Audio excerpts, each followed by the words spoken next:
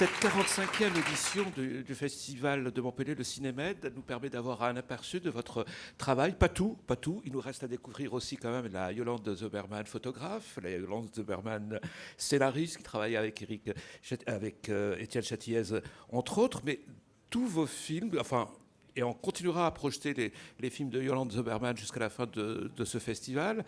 Les films qu'on a vus permettent de poser peut-être la première question, parce que vous vous posez des questions d'actualité, des questions plutôt douloureuses. Comment on peut vivre ensemble, partager un territoire sans se voir, sans s'aimer, sans se toucher, que ce soit en Afrique du Sud, au Proche-Orient ou en Inde.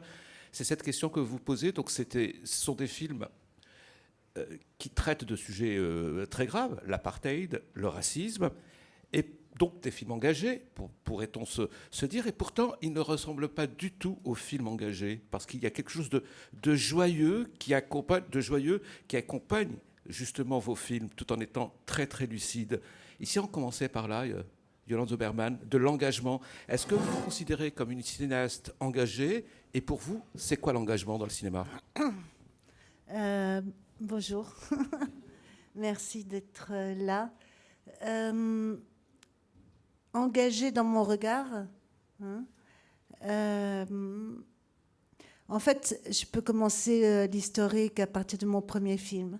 Avant de faire mon premier film qui s'appelait Classified People et que j'ai tourné en Afrique du Sud, j'étais quelqu'un d'assez malheureux. Je ne savais pas où me mettre dans le monde, je ne savais pas comment regarder le monde. La politique m'avait souvent brisé le cœur, je ne croyais à aucun discours politique. Et voilà, j'ai eu cette idée de me situer à la frontière, parce que moi j'aime bien les frontières, j'aime bien voir ce qui se passe des deux côtés d'une frontière. Et les gens que j'ai filmés m'ont appris quelque chose qui ne m'a plus jamais quitté, et qui est que pour eux, le lieu de résistance, c'était l'intime. Et à partir de là, je pouvais trouver un endroit où me situer, à partir duquel je pouvais et regarder le monde et exister. Et ça a tout changé pour moi. C'était une époque où, en fait, c'était compliqué ça pouvait ou sembler naïf ou justement pas assez engagé. On est au milieu des années 80, pour resituer ça. Ou pas assez engagé, de me situer comme je me situais. Et pourtant, c'est ce qui fait que, par exemple, ce film vient de ressortir, et que pour les gens qui le découvrent ou pour les gens qui le revoient, il est toujours d'une actualité malheureusement brûlante, et en même temps heureusement, parce que c'est vrai qu'il y a quelque chose dans l'amour de ce vieux couple, hein, dans leur façon aussi de prendre l'histoire en mouvement, qui guide et qui fait du bien, qui illumine. Et je voyais sur le visage des spectateurs, il y a un peu moins de... un mois en fait, enfin un peu plus qu'un mois, cette espèce de lumière que j'avais vue dans les yeux de ce vieux couple que j'avais filmé. Et donc mon engagement, il est à cet endroit-là. Mon engagement, il est quand je fais Would you have sex with an Arab, cette question peut avoir l'air superficielle, mais elle l'est pas. Elle l'est pas du tout, parce que c'est vraiment... Pour voir l'autre, il faut le désirer. Or, il y a des systèmes de représentation qui font que tout est fait pour ne pas voir l'autre. Tout est fait pour ne pas sentir que l'autre, voilà, c'est l'autre, un père, une mère, une maison, des désirs, et que c'est ça, c'est cette intégrité-là qui est touchée. Et donc, et la joie que vous sentez, c'est la mienne pendant que je filme. Vous savez, Serge Déné disait que les documentaristes étaient les gens les plus heureux du monde, parce qu'ils se posaient une question, ils prenaient une caméra et ils allaient chercher des bouts de réponse. Et ben moi, c'est la chance que j'ai, et j'ai un tel plaisir à filmer que souvent les gens sont venus vers moi. Je filme pas beaucoup. Moi, je viens de la pellicule. Ça coûtait cher, la pellicule. Et donc, on tournait pas sans cesse. Et j'aime bien cette économie-là. J'aime bien. Je tourne quand c'est plus fort que moi. Pour moi, c'est un acte amoureux filmé. Et donc, voilà, donc un acte amoureux qui ne peut pas être permanent. Mais pourquoi vous dites acte amoureux? Pourquoi vous dites je les aime? Parce que vous vous retrouvez chez ces gens-là qui sont marginalisés, qui ont réussi à échapper à à leur situation, à leur assignation. En fait, parce que oui, j'aime ou les gens que je filme, ça c'est clair, dans certains cas. Dans certains cas, le premier plan de ma vie, c'était un ivrogne raciste, je ne peux pas dire que je l'aimais. Mais en même temps, étant donné que mon pari était que un délire raciste allait dire la même chose que la loi, pendant que je filmais, j'étais heureuse de toucher du doigt quelque chose qui avait le visage d'une vérité du monde. Oui, je trouve que c'est un peu... Filmer, c'est un peu comme une danse entre ce qu'on connaît et ce qu'on ne connaît pas. Moi, je trouve intéressant de partir avec des questions non résolues et de chercher les bouts de réponse. Et du coup, c'est une expérience pour moi et éventuellement aussi pour des spectateurs. Hein. Du coup, Yolande Zoberman, on a envie d'en savoir un peu plus sur vous, sur votre itinéraire. Que disent vos films sur vous, par exemple? Le film sur moi? Qu'est-ce qu'ils disent, oui, sur vous-même? Ouais. J'ai fait un film en état de crise, un film qui s'appelle Paradise Now, où effectivement c'est le seul film où on me voit, parce qu'on ne me voit jamais dans mes films, on m'entend parfois. Et quand on m'entend, je le vis toujours un peu comme comme un pis-aller, c'est-à-dire je ne mets ma voix que quand je ne peux pas faire autrement. Et donc me montrer, ça a toujours été impossible, sauf effectivement dans ce film qui s'appelle Paradise Now, qui était un film où j'ai filmé les gens autour de moi, j'ai filmé un groupe de gens chancelants, tous assez beaux, assez fragiles. Et je pense que ça correspondait à un moment, à une génération aussi. J'ai filmé aussi pour ma fille, qui était petite, et pour qu'elle comprenne aussi ces années de désarroi et que je traversais, dont elle ne comprenait pas obligatoirement les causes. On ne comprend pas les causes non plus quand on voit le film. Hein. Mais en tout cas, il y a les traces et c'est vrai que ce qui traverse le film, c'est elle qui grandit. Et en fait, moi, je dis souvent que je filme entre effroi et émerveillement. Et effroi, depuis l'enfance, je ne suis pas étonnée par la laideur du monde. Ce qui m'a étonnée, en fait, c'est la beauté. Je ne m'attendais pas à trouver autant de beauté. Et donc, c'est vrai que tout au long, y compris... en fait, vous savez, moi, quand j'étais enfant et adolescente, j'étais très paralysée. Je passais mon temps à rêver. Et les rêves, c'est certainement des films. Hein, donc, le cinéma existe depuis toujours. Hein. Et les cauchemars aussi, c'est des films. Et en fait, un jour, j'ai vu un homme avec une canne qui avançait chez mes parents. Et au-dessus de sa tête, je voyais comme un nuage doré. Et en fait, on m'a dit il y a une dizaine d'années que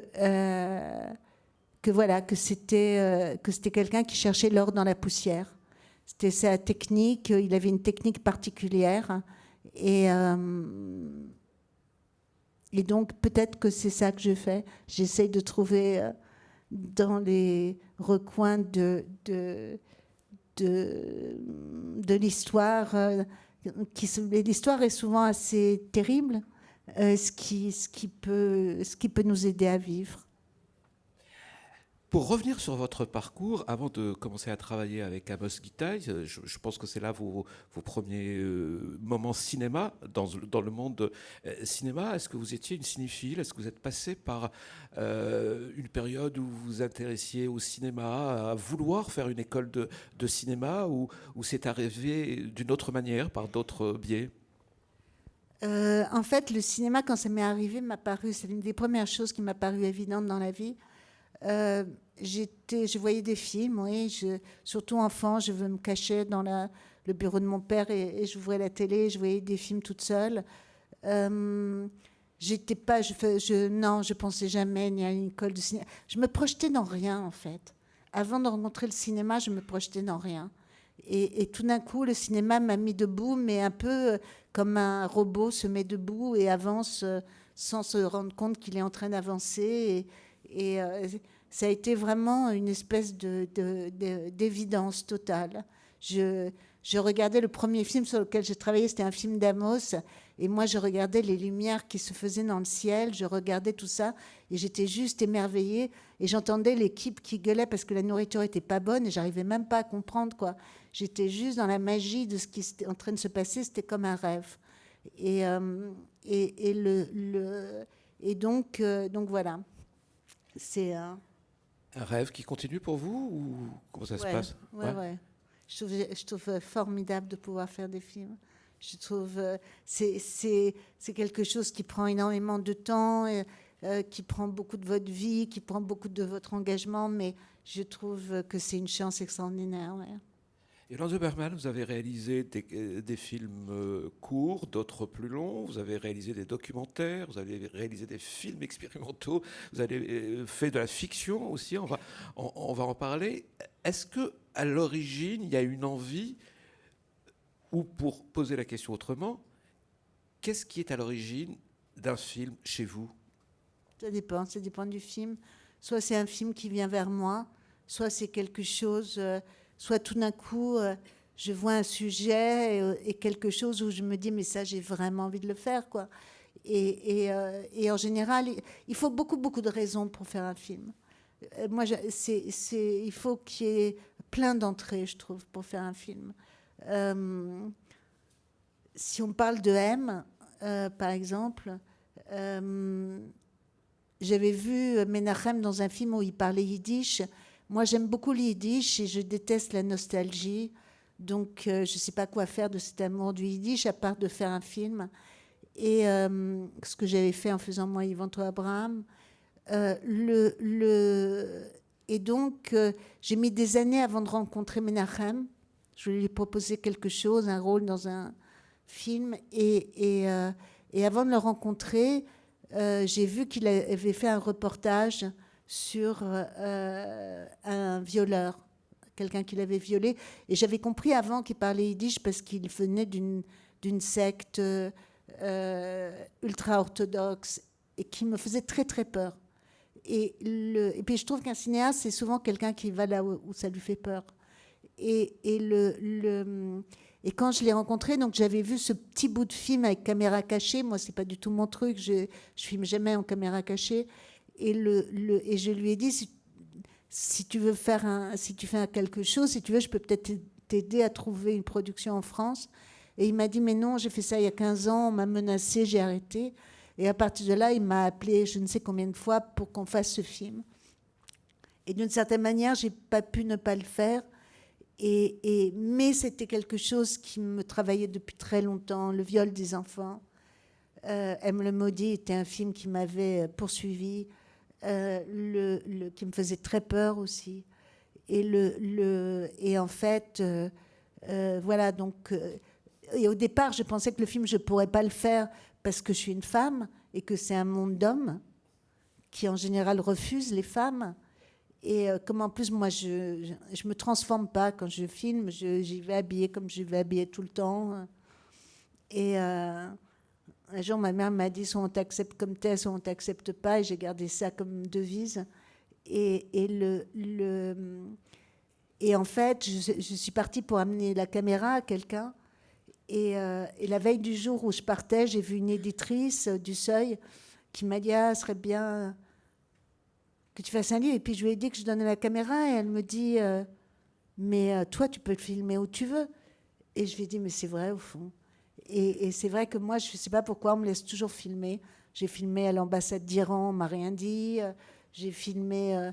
au bout d'une demi-heure, quelqu'un est venu en me disant, mais qu'est-ce que vous faites? Donc, je ne sais pas, c'est très naturel pour moi d'avoir une caméra. Donc, j'ai sorti la caméra et je me suis dit, je vais essayer, je vais voir. Et j'ai vu qu'on me laissait passer. Et donc, j'ai filmé, j'ai fait le film, quoi. Ça, c'est pour M. M, donc comme Menachem Lang. Et puisque vous avez cité Fritz Lang et M le maudit, à quel moment vous vous êtes dit, ça ne peut pas être une fiction, ça ne peut être qu'un documentaire? Ben, pour moi, la différence entre la fiction et le documentaire, c'est dès qu'il y a du présent, pour moi, il y a du documentaire. Dès qu'il y a une question qui peut se jouer au présent. Quand ça ne peut plus se jouer au présent, pour moi, je passe par la fiction. Voilà, le documentaire, il y a quelque chose de très tactile, en fait, facile. Moi, j'ai toujours l'impression que les images, elles me sortent des mains, quoi. Je tiens ma caméra voilà, et j'y vais. Alors, je ne sais pas s'il y a des gens ici qui veulent faire du documentaire, mais moi, c'est un conseil que j'ai à donner, c'est de ne pas trop dire ce qu'on a en tête. C'est de ne pas trop dire ses désirs. En fait, je fais encore un parallèle avec l'amour, mais c'est comme en amour, il vaut mieux pas trop en dire. Parce que moi, j'ai remarqué que quand je ne dis pas les choses et que je les souhaite vraiment, elles arrivent. Et elles arrivent de manière presque magique, en fait. Mais alors, comment vous faites? Parce qu'aujourd'hui, pour réaliser un film, même un documentaire, il faut écrire, il faut développer, il faut persuader des chaînes de télévision, des producteurs. Vous mentez? Tout le monde ment. Et au début, je mentais, j'écrivais n'importe quoi pour faire un projet. Et après, j'ai décidé que j'avais plus l'âge de mentir. Et donc, j'avais la chance que des producteurs me suivent. Et donc, je leur disais, moi, j'ai pas envie d'écrire, j'ai envie de commencer à tourner. Et quand on sera sûr, ensemble, qu'on a un film, le début d'un film dans la main, là, on va demander de l'argent. Donc, je demandais... et ça, c'est... Alors, si vous voulez, c'est des choses qui se sont imposées, par exemple, parce que quand vous faites un film qui s'appelle « Would you have sex with an Arab ?», quand vous parlez avec les producteurs, vous leur dites... moi, je leur disais la vérité, je leur disais, mais si vous comptez sur le CNC, une chaîne de télé, pour financer un film qui s'appelle « Would you have sex with an Arab ?», laissez tomber, quoi. Personne va vous donner un centime. Et donc, moi, ce qu'il faut, c'est vous me donnez de l'argent, je commence et après, on verra. Et au fond, ça a toujours très bien fonctionné comme ça. C'est-à-dire, j'explique aussi, moi, à mes producteurs, mais bon, c'est mon caractère, que je suis une très mauvaise employée et une très, très bonne associée. Et donc, voilà, on commence ensemble, on regarde, c'est le même film, on est d'accord, on avance. Il y a quelque chose. Ces films qui se font dans la vie, c'est vraiment dans la vie qu'il faut aller les chercher. Pour une fiction, c'est pas pareil. Mais franchement, moi, ouais. Je comprends pas que pour les documentaires, on demande autre chose que, surtout avec les outils qu'on a aujourd'hui, que de ramener quelques images pour voir ce que la personne, comment la personne regarde, qu'est-ce qu'elle regarde. C'est pas l'écrit qui va faire la différence. C'est filmer, c'est un film, quoi. On passe par le film. Donc par les images. Ouais. Mais alors, comment vous faites concrètement, Yolande, par exemple, quand on voit ces films, ils sont très bien structurés, il y a un rythme. Est-ce à dire que votre écriture de cinéaste, de metteur en scène, c'est plutôt au montage Non. C'est déjà au tournage. Au tournage, au fur et à mesure, je monte dans ma tête. Au final, ce ne sera pas ce montage-là exactement, mais déjà pendant le tournage, je sais qu'une chose devrait appeler une autre chose et ainsi de suite. Je ne crois pas au côté, en tout cas pour moi, au côté... Il y a des gens, par exemple, moi j'adore les films d'Albert Serra. Albert Serra, il tourne avec je ne sais combien de caméras, 8 heures par jour. Il dit que s'il n'a pas 10 minutes géniales, c'est que vraiment, il vaut mieux qu'il arrête le cinéma. C'est un dispositif qui a sa logique et que je respecte complètement. Moi, c'est pas comme ça. Alors, c'est quoi votre dispositif ? Moi, c'est très peu tourné. Je tourne quand c'est plus fort que moi. Je tourne quand j'ai ce plaisir tout d'un coup, puis quand je sens aussi ce plaisir, parce que quand vous êtes avec une caméra, vous sentez qui va jouer avec vous. Même dans une foule, vous sentez qui vous regarde, qui a envie, qui danse avec vous d'une certaine manière. Moi, je pense beaucoup à la danse, en fait. D'abord parce que j'adore filmer la danse. Je trouve que la danse, c'est un art supérieur. C'est un art où on demande d'ailleurs aux gens une éducation qu'on ne demande dans aucun autre domaine.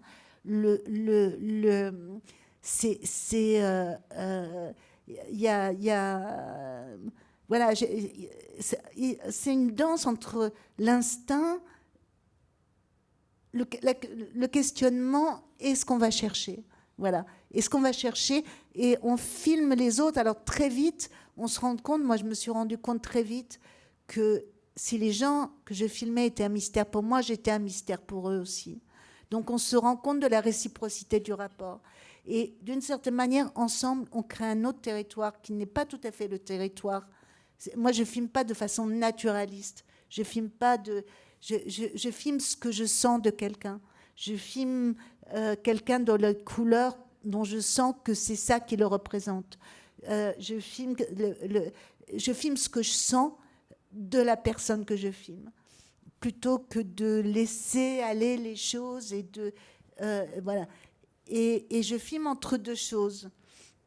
Je filme entre un système à l'arrache, je suis très à l'arrache, et un système un peu hollywoodien, c'est-à-dire je suis entre les deux. Et je crois que c'est ce qui crée aussi une sorte de tension romanesque dans les films et qui font que tous sont sortis au cinéma, qu'ils soient de documentaire ou de fiction. À quoi ressemble le hors-champ d'un film de Yolande Zoberman? Est-ce que vous êtes seul? Est-ce qu'il y a un chef opérateur avec vous? Est-ce qu'il y a quelqu'un qui s'occupe du son? Du son, il y a Selim Nassif qui est dans la salle, qui est l'homme avec qui je vis. Il est grand journaliste et grand écrivain, par ailleurs. Oui, absolument. En fait, comme je filme les gens dans l'intimité, là on parle de ces films que j'appelle les films de famille, justement, comme je filme dans l'intimité, je filme depuis mon intimité. Et parce que du coup, c'est beaucoup plus simple, ça se passe d'intime à intime, il y a une confiance. Vous savez, moi je crois qu'on bouge tous avec quelque chose d'invisible. Et quelque chose qui fait et que nos invisibles se répondent les uns les autres. Et donc, on filme avec son invisible. Et avec son invisible, avec vos fantômes, qui vous accompagne pendant ce... Il faut me demander à mes fantômes. Ouais. C'est... Alors... Parce que j'ai remarqué que la plupart de vos films se déroulent pendant la nuit. Oui, j'aime la nuit. Pourquoi? Qu'est-ce que la nuit vous procure? La nuit, c'est romanesque. La nuit, les gens que vous trouvez, ils prennent le temps, ils ont le temps avec vous, ils se confient d'une manière... Alors, Would You Have Sex with an Arab, c'était évident, puisque je filmais dans les boîtes de nuit. M, qui se passait dans le milieu orthodoxe de Bnei Brak. La nuit, en fait, le monde ultra-orthodoxe, c'est un monde qui vit jour et nuit. Jour et nuit, vous avez des familles entières dans la rue. Il y a quelque chose et il y a du monde tout le temps. Donc, mais il y a quand même moins de monde la nuit que le jour. Et j'aurais jamais pu faire ce film de jour. Moi, j'aurais pas été pareil. Eux, ils auraient pas été pareils. En fait, il y a une scène presque au début du film qui, dans la réalité du tournage, a été une des premières scènes où on était dans un cimetière parce qu'on n'avait nulle part où aller. Il n'y a pas de café, il n'y a pas de restaurant, il n'y a nulle part où se cacher, quoi. Hein. Et donc, on s'est dit, OK, on va au cimetière, on sera tranquille au cimetière. Et là, on voit un homme en cafetan... de loin, qui a un téléphone, et on se dit, ah zut, peut-être il est en train de nous dénoncer. On n'était pas encore habitués à ce qu'on nous laisse passer comme ça. Et puis l'homme s'approche, et c'est un jeune homme de même pas 20 ans. Et il entend qu'on parle yiddish, et il demande, dès que je filme, il demande ce qu'on fait, et Menachem lui explique que voilà, il a été violé, et qu'il en parle. Et l'homme dit, c'est incroyable parce que moi aussi. Et il dit, moi je suis ici parce que j'ai été voir le rabbin des mariages aujourd'hui et je vais me marier et tout est remonté. Je ne sais pas si je peux rendre heureux une femme. Et tout d'un coup, il commence à partager son histoire avec Menachem Et pour lui, c'est comme si la vie avait changé, parce que pouvoir partager avec quelqu'un, ça change tout, quoi. Et plutôt que d'être solitaire, comme ils l'étaient tous, avec leur histoire. Et ce film, comme ça, tout d'un coup, il y a des gens qui sont venus, les uns après les autres, de manière un peu magique. Et comme le jour, on est sur le port de Jaffa, et il y a deux hommes qui arrivent, l'un qui a des papillotes, et pareil, Menachem lui dit, on fait un film, il dit, je ne veux pas venir, moi je raconte que j'étais, voilà, mon histoire. Et l'homme dit, ben moi c'est pareil, j'ai été violée et j'ai violé. Et il raconte comment il a été voir la famille de celui à qui il a fait ça pour que le cercle vicieux s'arrête. Parce que ce que moi j'ai découvert en faisant ce film, c'est que d'une part, ce fléau du viol existe partout et depuis si longtemps, que c'est des choses qui tuent des familles entières sur plusieurs générations, et que ça explique une partie de la brutalité du monde, selon moi, et que ça se perpétue parce qu'il y a le silence. Il y a comme si être violé était honteux, et que donc il fallait le taire, et que ceux à qui ça arrive, plutôt que de le partager, le gardent pour eux et sont peut-être éventuellement amenés un jour, sans qu'ils le veuillent, à passer à l'acte parce qu'il y a quelque chose d'animal de plus. Et donc la parole est quelque chose d'excessivement important, c'est-à-dire partager ça. Et voilà, et en fait, les gens que je filmais, ils devenaient de plus en plus beaux, de plus en plus lumineux. Ils étaient, et donc c'est toujours comment vivre avec ce traumatisme, et quoi en faire, en fait, hein. Mais là, vous êtes dans un terrain où vous connaissez les gens, vous partagez des valeurs avec eux, vous connaissez leur histoire. Peut-être que le fait d'avoir le yiddish comme point commun avec Menachem vous a aidé. Mais qu'en est-il quand vous êtes en Afrique du Sud, en Inde ou ailleurs dans le monde? Ben, je tombe amoureux de quelqu'un et je filme. C'est comme ça. Et je filme quand je me sens proche, et je me sens proche pas obligatoirement de gens. Moi, je suis quelqu'un d'assez solitaire, donc mon nous à moi, je dis nous avec des gens très différents, et souvent avec des gens qui eux-mêmes sont solitaires, hein, et des gens particuliers, des individus. J'aime les individus.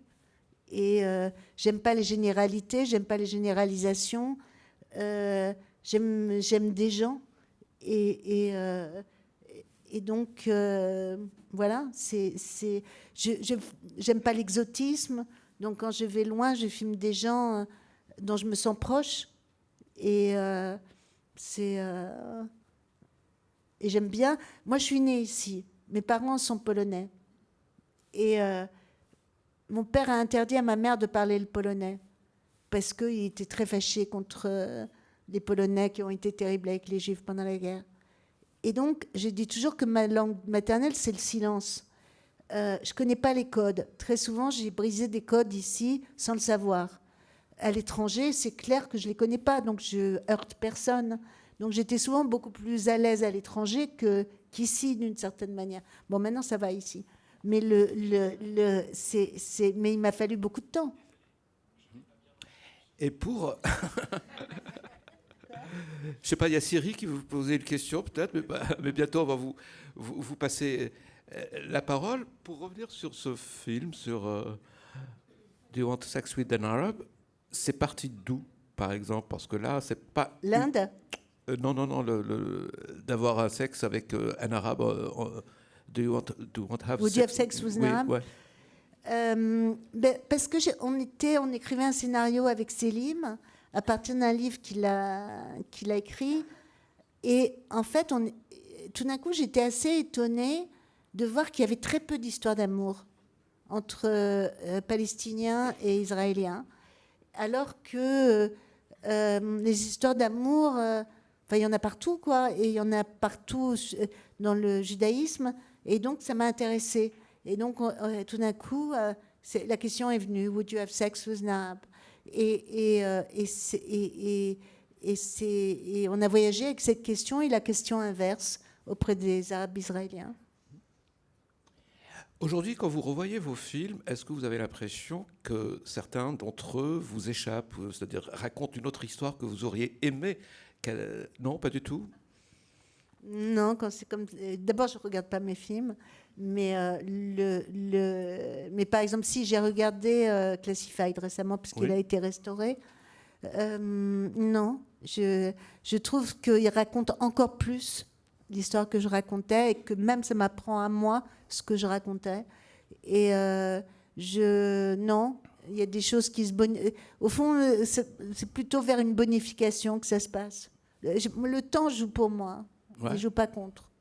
En revoyant ce matin Club Up to Date, par exemple, je me suis posé la question, est-ce que vous aviez senti la fin du nightclubbing, de ce monde de boîtes de nuit?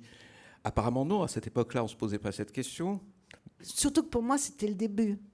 Et moi, en tant que personne, c'est un film qui m'a mis au présent. C'est-à-dire, c'est un film où, en fait, justement, je n'avais pas assez d'entrée, d'après moi, pour faire ce film. Mais, mais en même temps, il y a quelque chose du présent que j'ai capté et qui m'a mis, moi, au présent de la musique qui était en train de se faire, qui était une musique quand même très intéressante parce que c'était une musique vraiment underground. À l'époque. À l'époque. Ouais. Même les publicitaires n'arrivaient pas à s'en servir, alors que c'était une musique qui s'écoutait par millions d'écoutes, en fait. Hein, et ils n'arrivaient pas, ils ne comprenaient pas. La façon dont les gens écrivaient aussi les titres des albums et tout ça, c'était illisible. Il y avait vraiment des codes comme ça et je trouvais ça vraiment intéressant. En plus, c'était une musique que je trouvais assez humble parce que c'était une musique qui se mettait... qui mixait toutes les musiques et donc qui se mettait au service de toutes les musiques et je me disais tiens, ce monde-là, c'est peut-être le monde underground qui va nous sauver, quoi. Pas à travers cette musique obligatoirement, mais c'est comme quand je vois des gens sauter de toit en toit, là, comment ça s'appelle et je me dis ben voilà, un jour ils auront une fonction importante et cette façon d'être caché et en même temps populaire qu'avait cette musique me paraissait extrêmement intéressante. Vous dites que c'est vos débuts, mais pourtant, il y a dans ce film des stars de l'époque, Béatrice Dalle, Roche Dizem déjà, et Dubouchez. Vous avez eu des musiques de groupes emblématiques comme Daft Punk. Comment vous avez fait pour avoir tout ça et en même temps, surtout qu'on n'avait pas un rang. Ouais. Mais en fait, j'ai eu la chance qu'il y a quelqu'un qui s'appelle Philippe Cohen-Solal qui a créé Gotham Project et qui au départ m'a dit ok, je viens une semaine sur le film pour t'aider, et il est resté plus d'1 an en fait et il a fait la BO avec moi, il me proposait plein de titres, il était juste passionné et en fait tout le monde nous offrait la musique. Qu'est-ce que vous faites en ce moment, Yolande Zoberman, et après j'ouvre le débat avec le public? Je viens de finir un film, je suis en train de finir un film qui s'appelle La Belle de Gaza, sur des jeunes femmes trans arabes qui vivent à Tel Aviv la nuit. C'est la fin de la trilogie de nuit. Ben, on les voit dans M. On en voit une. Ouais. Et j'écris 2 fictions, une sur une boîte de nuit. Encore? Ouais, mais j'aime beaucoup, moi. Vous aimez encore aujourd'hui les boîtes de nuit ou... Avec une caméra, j'adore danser. Ok. Et j'adore danser, j'adore filmer les gens qui dansent. C'est vraiment, j'adore ça. Et il y a tellement de choses qui s'expriment dans la danse. Et et là, c'est des gens très jeunes, voilà, c'est une boîte de nuit qui a existé et qui est un peu un mirage dans l'histoire française, qui pour moi un peu comme une métaphore. C'est une boîte à Montreuil qui était à l'époque la plus grande boîte au monde, qui a été le premier travail de Philippe Stark, qui avait tout peint en noir. Il avait 20 ans, c'est des gens d'un peu plus de 20 ans qui ont fait cette boîte et qui ont été déposer des flyers dans les foyers Senacotra à la sortie des usines. Et pendant plus d'un an, 1 an et demi, ce sont des ouvriers africains pour la plupart et arabes qui venaient danser avec une dizaine de blancs, dont Fassbinder. Et puis comme il n'y avait pas assez d'argent, parce que voilà, les gens pouvaient danser tout le week-end, mais ils buvaient un coca, ils ont appelé les branchés de Paris, et les branchés sont arrivés. Et ça a été l'histoire d'une nouvelle colonisation de la nuit. Et la fin d'un rêve pour vous? Non, mais moi, j'ai pas connu cette boîte. Non. Mais quand j'ai connu l'histoire de cette boîte, je me suis dit que c'était une histoire absolument extraordinaire, parce que c'est vraiment la fin de quelque chose qui a été magique pour ces ouvriers qui venaient et qui, en venant en France, pensaient qu'ils allaient être invités chez les Français, parce que eux, en Afrique, quand il y a quelqu'un d'étranger qui arrive, ils l'invitent, et qui étaient invités nulle part, qui avaient des conditions de vie épouvantables, dans des foyers où il y avait des gardiens, des anciens de l'OAS complètement racistes. Et du coup, cet endroit était un endroit, enfin, où c'était possible de vivre, de se montrer, et puis même pour l'homosexualité, c'est-à-dire que c'était un moment où l'homosexualité était encore pénalisée, on pouvait encore aller en prison parce qu'on était homosexuel. Et donc, c'était une des premières boîtes où les gens pouvaient venir en étant homosexuels, se montrer, une des premières boîtes hétérosexuelles. Il existait des boîtes homosexuelles, mais voilà, où les gens étaient entre eux. Là, c'était la première fois où c'était ouvert, jusqu'au jour où ça a été fermé. Il y a beaucoup de projets que vous n'avez pas pu réaliser, que vous avez écrits, que vous n'avez pas pu réaliser, Yolande Zoberman. Moi, je suis très patiente, je sais que tout va se faire. Mais pour répondre à la question, il y en a beaucoup. Un seul pour l'instant, mais je sais que ça va se faire. Est-ce que vous avez des questions à poser à Yolande Zoberman? Je vois une main se lever là. On va commencer par vous, mademoiselle. Bonsoir, j'aimerais juste savoir... On va vous passer peut-être un micro, non? Oui, voilà. Du coup, j'aimerais savoir où est-ce qu'on peut acheter ou juste voir vos films. Où voir les films? Oui. Où est-ce qu'on peut les... Ici, déjà, pour commencer, il y a une plateforme qui s'appelle Universiné, sur lequel, dont le slogan dit « le meilleur du cinéma français », où il y a un certain nombre de films. Alors, c'est vrai que moi, j'ai jamais été bonne. Moi, je fais les films et après...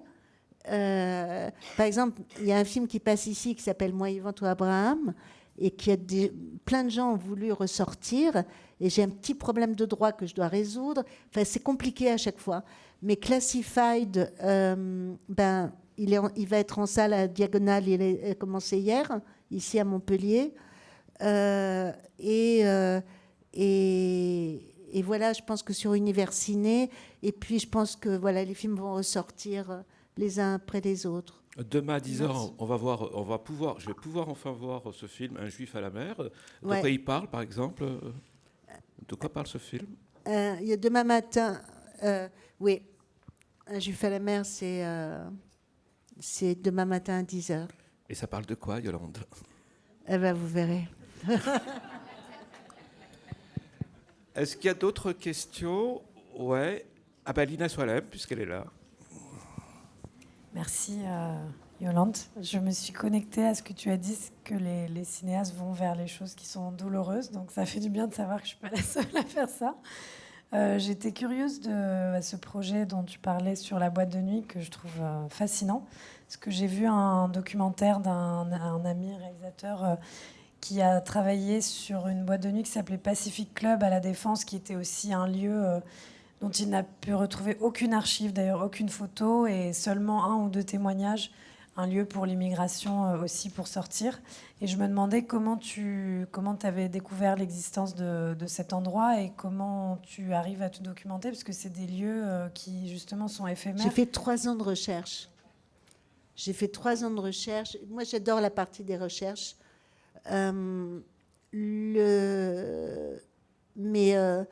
c'était pas évident quoi, de trouver, parce que c'est vrai qu'en plus, je veux dire, c'est des communautés qui n'ont pas du tout été filmées.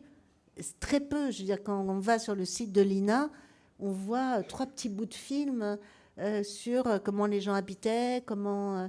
c'est vraiment... c'est terrible à quel point c'est pauvre, à quel point le regard se portait pas.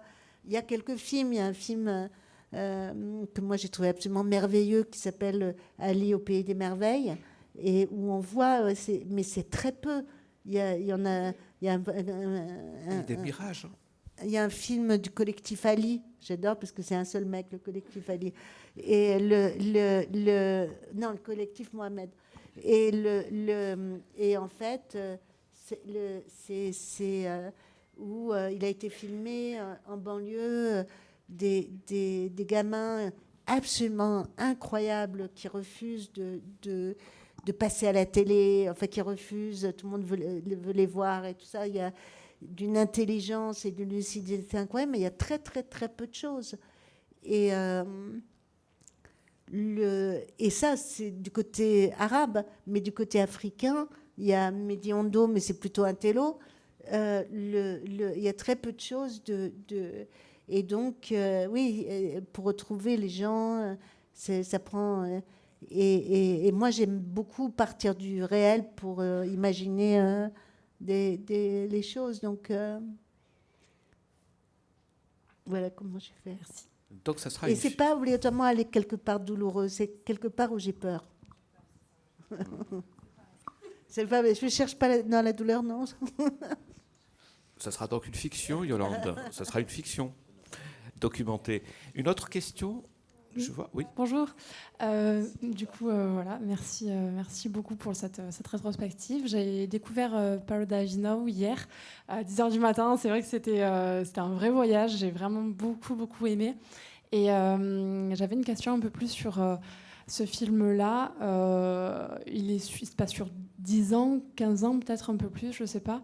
Et je voulais savoir à partir de quand vous vous êtes dit, bon, bah, je prends tout ça, je fais un montage. Si vous avez commencé à faire le film, à faire le montage petit à petit, ou vraiment une fois que vous avez accumulé toute la matière, enfin voilà un peu le processus de ce film-là. Alors, en fait, je crois que le tournage a duré... ça se voit sur ma fille, en fait. Il y a les premiers pas de ma fille. Hein, j'étais avec une caméra, on était avec une caméra à ce moment-là. Donc on la voit faire ses premiers pas comme dans l'appartement et faire des tours. Et après, je pense que ça s'arrête quand elle a 5-6 ans. Donc le film dure à peu près 5 ans. Je n'ai pas monté au fur et à mesure, non. C'est-à-dire que tout d'un coup, moi, c'est très souvent concret. Pareil pour Un juif à la mer que vous pouvez découvrir demain matin. À un moment, je me suis dit, non, mais là, j'ai besoin d'argent, qu'est-ce que je fais? Ah oui, j'ai ces rushs. Je vais essayer de monter, je vais voir si ça intéresse quelqu'un. Et là, Paradise Now, je l'ai monté et tout de suite le Festival de Berlin l'a pris. Et en même temps, ça fait partie des films, je crois, qui se bonifient un peu avec le temps. C'est une expérience extrême. Je pense, j'arrive pas à le revoir. Je vais le revoir. J'ai vu le début là, hier. J'ai revu un quart d'heure. Hein. Et c'est mais voilà, c'est vraiment... J'ai déposé... Vous savez, moi, tout le monde a peur de la crise, d'être en crise. Moi, il y a quelqu'un qui m'a dit que le mot crise, ça veut dire chercher. Et qu'il y a une chose qui est pas mal quand on est en crise, c'est qu'il n'y a pas 50 choses qu'on peut faire. On n'a pas beaucoup de choix. Je veux dire. Et quand on fait un film, c'est pareil, il n'y a pas tellement de choix pour où mettre la caméra. Et du coup... ce moment de crise, le fait de pouvoir filmer, de pouvoir déposer quelque chose que j'ai fait aussi beaucoup pour ma fille, parce que c'était une période qui était difficile pour elle de voir que je pleurais souvent, que j'étais... donc, juste pour qu'elle comprenne de quoi étaient faites ces années-là. Et il y avait des moments de grande beauté. C'était ça la raison. Et j'en ai fait un film parce que je ne sais pas faire autre chose. Et qu'en général, quand je filme, au bout du compte, ça va faire un film. Est-ce qu'il y a d'autres questions? Je vois qu'au fond, il y a un jeune homme qui veut poser une question. Bonjour. Bonjour. Vous allez bien? Ça va et vous? tranquillement. C'était pas ma question. Est-ce que vous avez des inspirations dans l'art visuel de manière générale, autre que le cinéma? Parce que des fois, ça se ressent, il y a une certaine patte. C'est très expérimental. On n'a pas l'habitude de voir des plans ou même des compositions de scènes pareilles dans le cinéma. Encore moins le cinéma populaire. Du coup, je voulais savoir si vous en avez, si oui, lesquels. Ben, en fait, ça fait partie de ce que je fais. C'est-à-dire que, par exemple, effectivement, Paradise Now est peut-être un geste artistique plus qu'un film. Et à la limite, peu m'importe. Je veux dire, ce que je fais va là où on veut bien que ça aille. Alors c'est vrai que, je ne sais pas si vous avez vu, mais je sais qu'il y a une séance où il y a une installation que j'avais faite qui s'appelait Où je vous veux, où il y a, en fait, j'ai fait venir des gens un par un, on les habillait tous en smoking, et en fait, c'était que des gens qui étaient nés à l'étranger, et je leur demandais de dire une phrase qui leur avait permis de tenir debout dans leur langue d'origine, et de la traduire.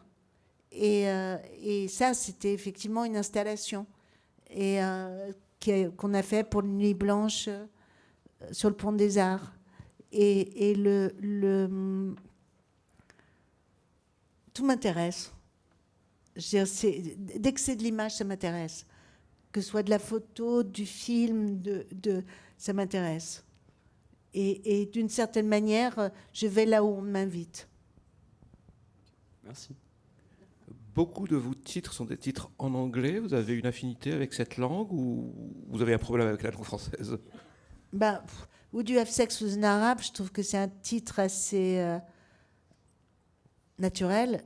Et feriez-vous l'amour avec... C'est pas pareil, quoi. Feriez-vous avec un arabe? Ça aurait pu faire un titre. Ouais, non, mais c'est pas pareil. C'est vrai. Et le Classified People, c'est d'abord un mot qui n'existe pas, même en anglais. Ça veut dire ce que ça veut dire. Hein. C'est en même temps des gens au secret, en même temps des gens classés. Je ne sais pas le traduire. Caste criminel, j'aime pas ce titre en français. En anglais, c'était Born Criminal et c'était beaucoup mieux. Ça dépend de quel. Il y a des titres que j'aime bien. Il y a des choses que j'ai pas fait parce que j'ai pas eu envie de les faire, mais je les ai regrettées à cause des titres. Ah bon? Par ouais. exemple. Et par exemple, on m'avait demandé de The Godfather. Ah, c'était en anglais. The Godfather is the girl. Et c'était à propos d'une fille trans qui était devenue garçon et qui m'a demandé de faire un film sur lui, mais je l'aimais pas assez. Et donc, je l'ai pas fait. Et comme il était sicilien, et que l'idée, c'était de le ramener en Sicile, donc je me suis dit, The Godfather is a girl. D'une manière générale, comment vous négociez des films de commande? Par exemple, on a pu découvrir le petit film que vous avez fait pour l'Académie des Césars autour des nouveaux talents de 2021. Des révélations. Des révélations d'il y a 2 ans. Je suppose que c'est une commande. Complètement. C'est la première que j'ai acceptée. Quand je l'ai acceptée, je me suis dit, t'es folle ou quoi. Et en fait, c'est aussi parce que, franchement, si vous regardez les films des révélations en général, c'est pas terrible. Et moi, je me disais, j'adore les trucs pas terribles parce que je me dis, bon, il va falloir inventer quelque chose. Et en plus, j'ai eu de la chance parce que, comme c'était le Covid, en fait, j'ai pas eu de la chance que c'était le Covid, mais d'abord, la ville était vide. J'ai tourné devant l'Institut du monde arabe. Et en fait, normalement, les autres, ils avaient un format d'1 minute et demie maximal. Et moi, j'ai pu avoir le format que je voulais. Du coup, j'ai fait 5 minutes avec Rachita. Et j'ai pu faire ce que je voulais. Donc, c'était plutôt... j'ai transformé ça en autre chose, quoi. Et on revient à la première question. Même s'ils sont joyeux, festifs, vos films, il y a toujours une part d'engagement. Et là, doublement engagé, puisque c'était bien sûr un engagement que de reprendre 7 chansons emblématiques de Rachida, qui elle-même est une reprise du Grand Charles, comme on dit, mais aussi le fait de laisser la signature de Cyril Collard, voilà, qui a réalisé ce clip. ouais, qui est magnifique. Mhm. Et Cyril Collard, d'ailleurs, a fait un très joli film qu'il avait fait pour la télé, avec des gens qui sont dans ce clip. Et ça se passait à Lyon, et c'était sur une bande de graffeurs. Et on voit plein de graffeurs, c'est super beau. Et ça faisait partie c'était comme dans une série, en fait. Et Le Lyonnais, ça s'appelle. Et c'est très, très beau. Mhm. J'adore vos réponses parce que vous ne répondez pas sur l'engagement, sur la politique, alors qu'en ce moment, on est en train de vivre une guerre terrible, au moins 2 guerres en ce moment, et que vos films tournent autour de ces histoires, que vos films parlent de l'essentiel des rapports humains qu'entretiennent ces régions en guerre, et pourtant, vous restez là, toujours à distance, comme si le discours politique, c'est pas c'est pas celui que vous voulez tenir dans votre travail de cinéaste. Je ne sais pas le dire, je ne sais pas le parler, le discours politique. Donc, je ne parle pas, quoi. Et je trouve que tout est dans mes films. Je ne sais pas dire plus que ce que je mets dans mes films. Et si je peux dire quelque chose, c'est dans Would You Have Sex with an Arab, il y a un jeune garçon qui me dit, un jeune garçon arabe qui me dit, attends, mais si je sors avec une juive et que quelqu'un d'arabe tue quelqu'un de sa famille, ou si quelqu'un de juif tue quelqu'un de ma famille, qu'est-ce qu'on fait? Et moi, j'ai répondu, je ne sais pas, on pleure ensemble, non? Et il a ouvert la bouche, il m'a dit, j'y avais pas pensé. Et en fait, je crois que c'est de ça dont j'ai envie de parler, quoi. C'est-à-dire, je crois que dans les moments de très forte tension, il faut montrer le plus d'humanité possible. C'est des moments charnières, et qu'on ne maîtrise pas. Et il y a ce qui dépend de nous, et ce qui dépend de nous, c'est notre humanité, et le reste, c'est ce qui arrivera et qui va nous arriver d'une manière ou d'une autre. Donc, voilà. Merci beaucoup, Yolande Zoberman.